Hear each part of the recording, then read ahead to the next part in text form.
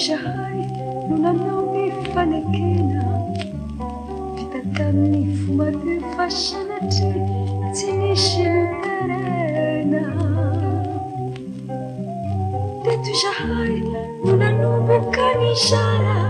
fitiavana tsy maty akory reny fa mipetrako tantara teto aniko no nanaovanay ny voady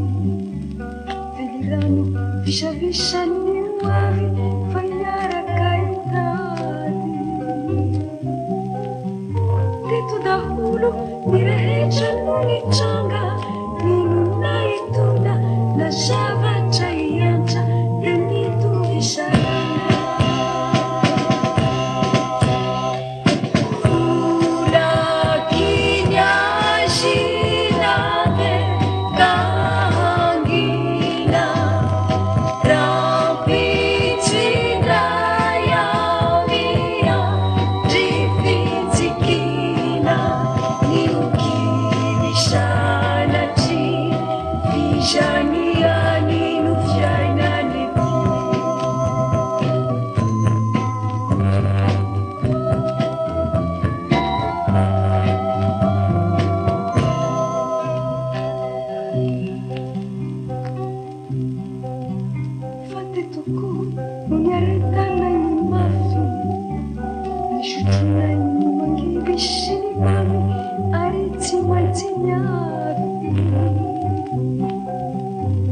zahay manadotsinanana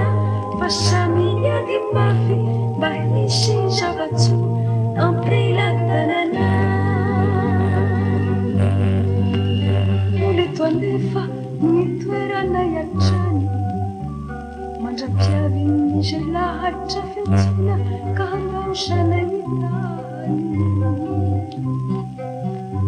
oletoko namelomana indray fitia vaovao ary farana zangamba etanileve